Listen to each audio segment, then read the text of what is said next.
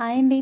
నిన్న సండే కదా, నేను పోస్ట్ చేద్దాం అనుకున్నాను. జస్ట్ కొంచెం మిస్ అయ్యిందండి. కొంచెం బయటకు వెళ్ళే పని ఉండి చేయలేకపోయాను. నిన్న మేము ఇంట్లో ఏమేమి చేసుకున్నాం అంటే chicken dum biryani, mutton gravy curry అండి, స్పైసీగా చేశాను.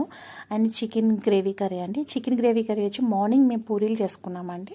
సో దాంట్లోకి చికెన్ గ్రేవీ కర్రీ చేసుకున్నాము.